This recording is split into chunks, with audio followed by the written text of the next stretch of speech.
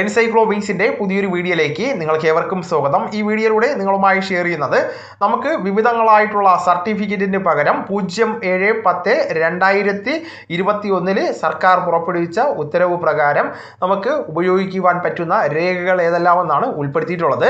നമ്മുടെ വീഡിയോസ് ആദ്യമായി കാണുന്ന സുഹൃത്തുക്കളാണെങ്കിൽ ആദ്യമേ തന്നെ ചാനൽ ഒന്ന് സബ്സ്ക്രൈബ് ചെയ്യുക. അപ്പോൾ നമുക്ക് വിശദാംശങ്ങളിലേക്ക് കടക്കാം. ജാതി certificate, residence certificate, nativity certificate, life certificate, one the same certificate, ബന്ധുത്വ സർട്ടിഫിക്കറ്റ്, കുടുംബത്ത അംഗത്വ certificate, identification certificate, minority certificate, മിശ്ര വിവാഹ സർട്ടിഫിക്കറ്റ് എന്നിവയ്ക്ക് വില്ലേജ് ഓഫീസിലോ ഓൺലൈനായിട്ട് നമുക്ക് അപേക്ഷ നൽകേണ്ട ആവശ്യമുണ്ടായിരിക്കുന്നതല്ല. ഈ കാര്യങ്ങൾക്ക് പകരം നമുക്ക് ഹാജരാക്കേണ്ട രേഖകൾ ഏതെല്ലാമെന്ന് പരിശോധിക്കാം. നേറ്റിവിറ്റി സർട്ടിഫിക്കറ്റിന് പകരമായിട്ട് ജനന certificate, SSLC book, ration card, രക്ഷകർത്താക്കളുടെ SSLC ഉപയോഗിക്കാവുന്നതാണ്. അതുപോലെ തന്നെ അഡ്രസ്സിനായിട്ടുള്ള തെളിവിനായിട്ട് voter card, passport, ration card, വൈദ്യുതി bill, water bill, telephone bill എന്നിവ ഉപയോഗിക്കാവുന്നതാണ്.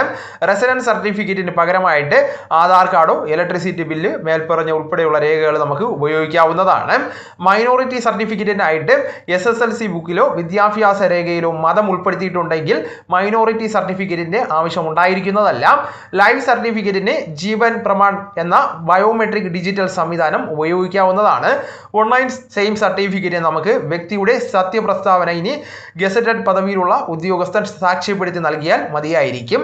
അതുപോലെ തന്നെ ബന്ധുത്വ സർട്ടിഫിക്കറ്റിന് ration card, school certificate, passport, Aadhaar, ജനന സർട്ടിഫിക്കറ്റ് എന്നീ ഏതെങ്കിലും രേഖകളിൽ ബന്ധുത്വം രേഖപ്പെടുത്തിയിട്ടുണ്ടെങ്കിൽ നമുക്കത് ഉപയോഗിക്കാവുന്നതാണ്.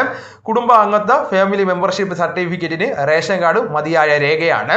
അതുപോലെ തന്നെ ഐഡന്റിഫിക്കേഷൻ സർട്ടിഫിക്കറ്റിന് Aadhaar card, driving licence, passport, voter ID, ജോലി ചെയ്യുന്ന സ്ഥാപനത്തിലെ തിരിച്ചറിയൽ കാർഡ് എന്നിങ്ങനെ ഏതെങ്കിലും രേഖ ഉപയോഗിക്കാവുന്നതാണ്. ഇവ ഒന്നുമില്ലെങ്കിൽ ഗസറ്റഡ് ഓഫീസർ നൽകുന്ന സർട്ടിഫിക്കറ്റ് ഹാജരാക്കിയാൽ മതി. ജാതി സർട്ടിഫിക്കറ്റിന് പ്രധാനമായിട്ടും വിദ്യാഭ്യാസ രേഖയിൽ ജാതി രേഖപ്പെടുത്തിയിട്ടുണ്ട് എങ്കിൽ നമുക്ക് സർട്ടിഫിക്കറ്റിന് പകരമായിട്ട് പരിഗണിക്കുന്നതാണ്. പ്രത്യേകിച്ചും SSLC സർട്ടിഫിക്കറ്റ് ആണ് പരിഗണിക്കുന്നത്. മിശ്ര വിവാഹ സർട്ടിഫിക്കറ്റിന് SSLC അല്ലെങ്കിൽ വിദ്യാഭ്യാസ രേഖയിൽ ജാതി രേഖപ്പെടുത്തിയിരിക്കുകയും സബ് രജിസ്ട്രാരോ തദ്ദേശീയ സ്ഥാപനമോ നൽകിയ വിവാഹ സർട്ടിഫിക്കറ്റ് ഉണ്ടായിരിക്കുകയും ചെയ്താൽ മിശ്ര വിവാഹ സർട്ടിഫിക്കറ്റ് ആയിട്ട് തന്നെ പരിഗണിക്കുന്നതാണ്.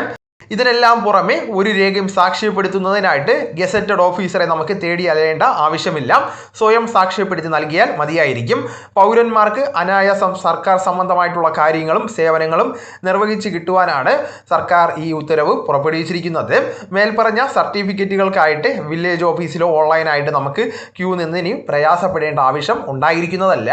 അപ്പോൾ ഈ ഒരു വിവരം നിങ്ങളുടെ സുഹൃത്തുക്കളിലേക്കും മറ്റു ഗ്രൂപ്പുകളിലേക്കും കൂടെ ഷെയർ ചെയ്ത് അവരെയും കൂടെ അറിയിക്കുക. നമുക്ക് തുടർന്നും വിജ്ഞാനപരമായിട്ടുള്ള മറ്റ് വീഡിയോസും ആനുകാലിക വിവരങ്ങളുമായിട്ട് വീണ്ടും കാണാം. അതുവരെ ഗുഡ് ബൈ.